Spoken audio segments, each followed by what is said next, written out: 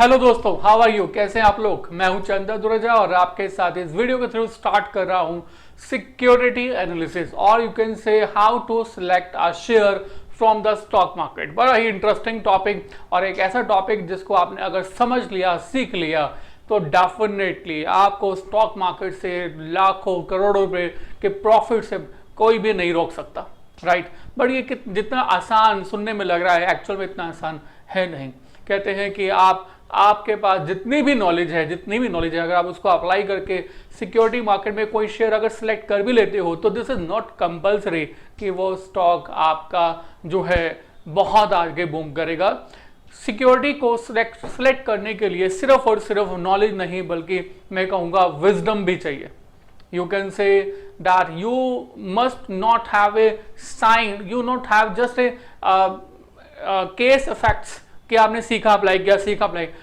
Above from all this you need some art to select the security. Yes, selection of the security is not a science, it is an art.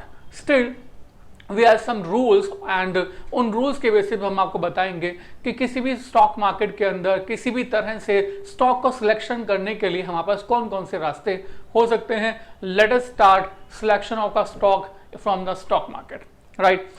जितने भी methods हैं उनको हमने basically दो part में बांटा है। जितने भी स्टॉक एनालिस्टिक हैं वो भी आपको यही कहते हैं कि हम लोग सिक्योरिटीज को सिलेक्ट करने के लिए दो रास्तों को चुनते हैं। One is technical analysis, second is fundamental analysis.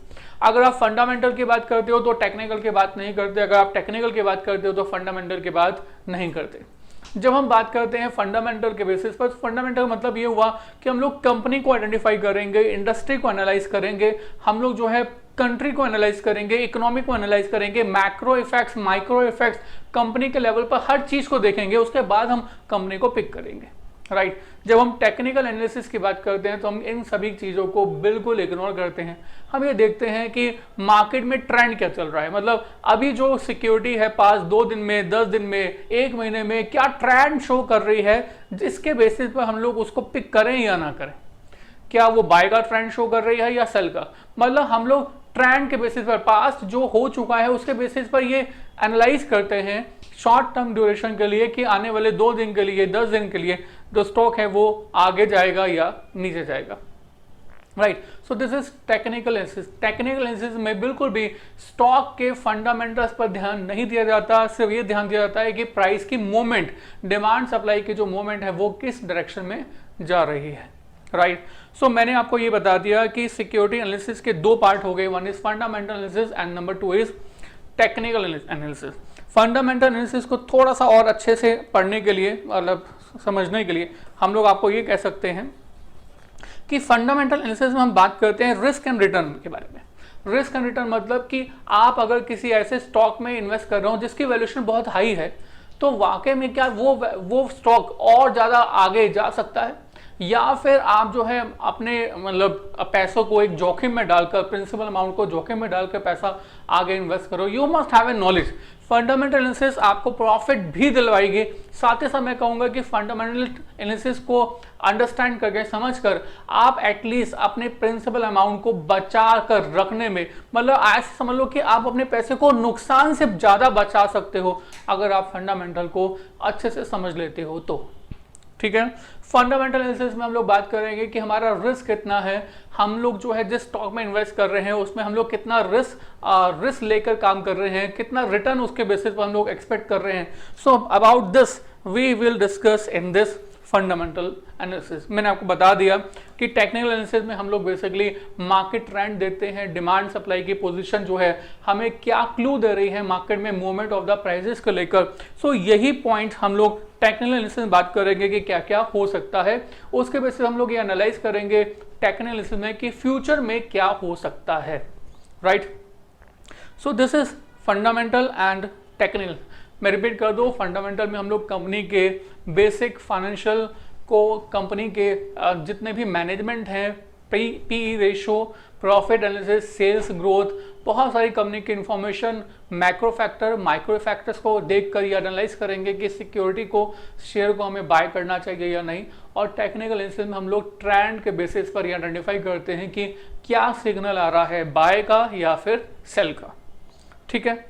अगर मैं टेक्निकल एनालिसिस को और बात करूं, मतलब अगर आप मुझे बोलो कि सर आप ना फंडामेंटल एनालिसिस को एक एक एक एक ही वे में बता दो, एक छोटे फॉर्मेट में बता दो कि एक्चुअल में फंडामेंटल एनालिसिस है क्या, राइट। तो फंडामेंटल एनालिसिस का मतलब ये होगा कि बिल्कुल शॉर्ट फॉर्मेट में कि सर आपके market price of the share की वैल्यू उतनी होनी चाहिए जितना कि डिविडेंड आपको फ्यूचर में इस स्टॉक से मिलने वाला है, राइट। फंडामेंटल में हम लोग ये कहते हैं कि price of the share as on today should be the present value of all the dividend distributed to be distributed by the company. What I mean to say, I will मैं आपको समझाने की कोशिश करता हूँ, सुनिएगा समझेगा। हमने कहा एक मॉडल है जिसको हम बोलते हैं constant dividend model. This is a very basic of the fundamental analysis, very basic.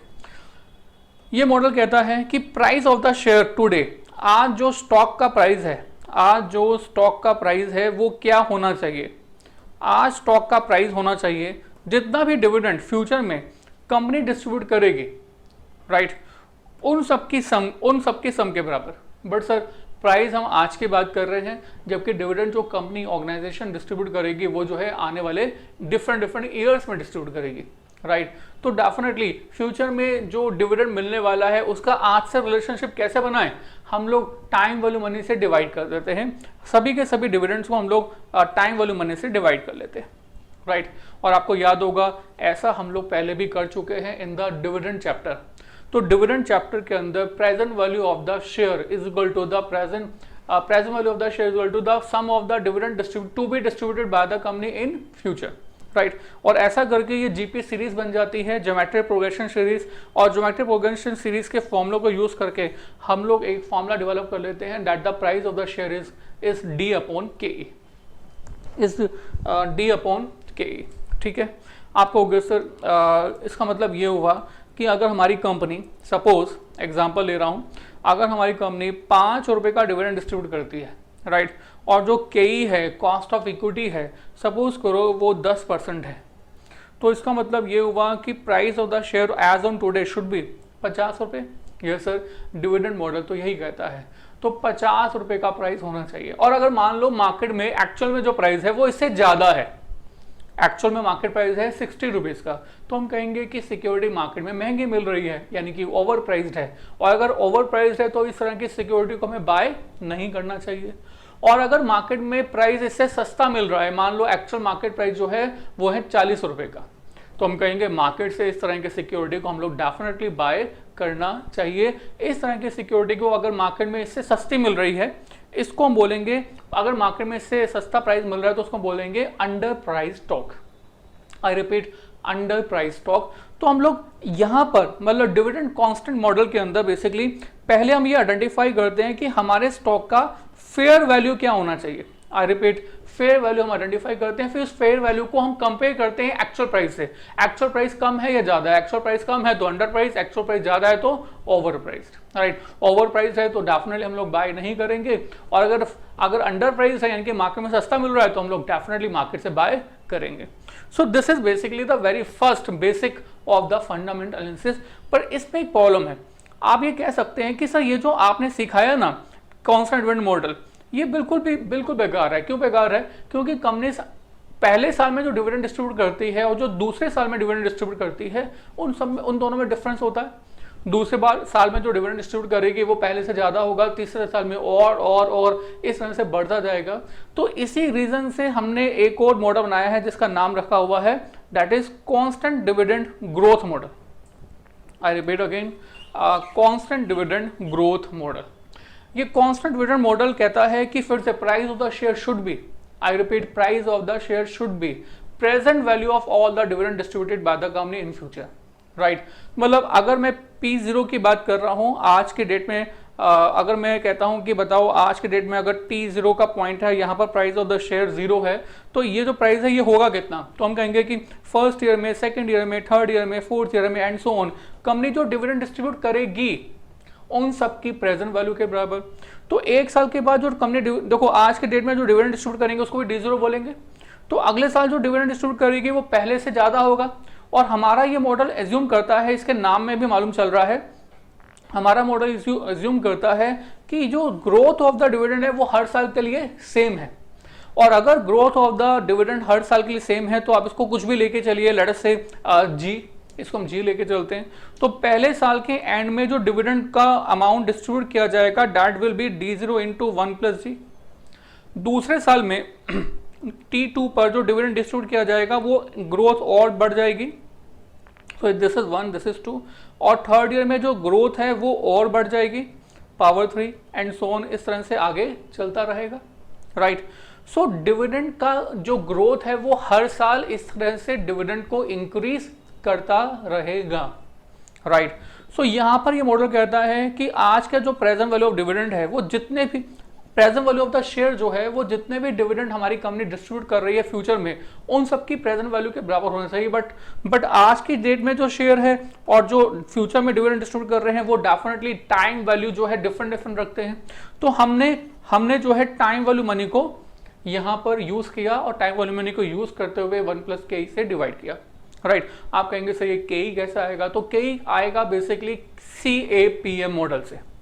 के कैसा आएगा, CAPM मॉडल से। आपको याद होगा हमने बहुत बार CAPM मॉडल डिस्कस किया हुआ है, I am not going to discuss it any more, दोबारा से डिस्कस नहीं करने वाला हूं मैं। तो जितने भी डिविडेंड हमारी कंपनी डिस्ट्रीब्यूट कर रही है उन सबकी प्रेजेंट वैल्यू के बराबर होगा प्राइस ऑफ द शेयर, और इस तरह से फिर से ये जीपी सीरीज बन जाएगा। और अगर ये जीपी सीरीज बन जाएगा तो इसको हम लोग फिर से कन्वर्ट करके एक दूसरे फॉर्मूले में कन्वर्ट कर सकते हैं, और जो हमारा दूसरा फॉर्मूला है वो है P0 is equal to D0 into 1 plus g divide by k minus g, जहां पर के है का मतलब है cost of equity and g का मतलब है constant growth, right.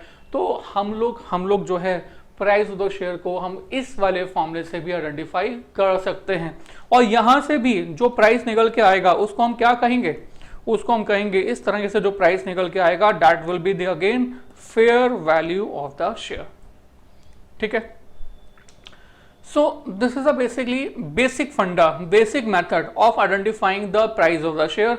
But sir ये सिर्फ काफी नहीं है, इसके अलावा भी फंडामेंटल एनालिसिस आपको हमें बहुत कुछ बताती है। फंडामेंटल एनालिसिस कहता है कि अगर आपको कंपनी सिलेक्ट करनी है ना, तो कंपनी सिलेक्ट करने से पहले, आई रिपीट, कंपनी सिलेक्ट करने से पहले हम सबसे पहले क्या करें, सबसे पहले हम लोग ये आइडेंटिफाई करें कि हम किस इकोनॉमी में, आई रिपीट, किस इकोनॉमी में पैसा डालना चाहते हैं, पैसा इन्वेस्ट करना चाहते हैं। इंडिया में, पाकिस्तान में, ईरान में, यूएस में, चाइना में, जापान में, हम कौन सी इकोनॉमी में पैसा डालना चाहते हैं, क्योंकि हर इकोनॉमी के अंदर अपना एक पॉजिटिव है, अपना एक नेगेटिव है। कहीं पर हमें ग्रोथ बहुत, कोई कंट्री जो है ऑलरेडी डेवलप्ड है, राइट, और डेवलप होने के बाद जो है उनकी ग्रोथ थोड़ी सी कम है क्योंकि वो ऑलरेडी बहुत ज़्यादा डेवलप हो चुके हैं। कुछ कंपनी अभी डेवलपिंग स्टेज पर है और उसमें पॉलिटिकल इश्यूज भी हैं, डॉलर के प्राइसेस भी हैं, करेंसी के प्राइसेस भी हैं, बहुत सारे फैक्टर्स हमें कंसिडर करने होंगे। तो सबसे पहले फंडामेंटल एनालिसिस कहता है कि आप इकोनॉमी को एनालाइज करो।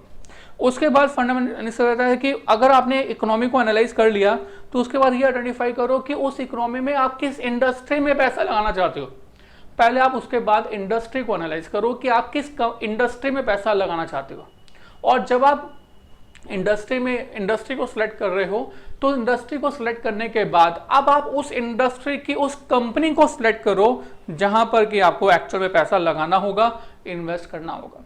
तो फंडामेंटल एनालिसिस को हम लोग बेसिकली 3 हिस्सों में बांटते हैं, economy analysis, industry analysis and company analysis. तो हम लोग इन तीनों के बारे में आपके साथ इन वीडियोस के अंदर, हमारे आने वाली वीडियोस के अंदर बात करेंगे, डिस्कस करेंगे।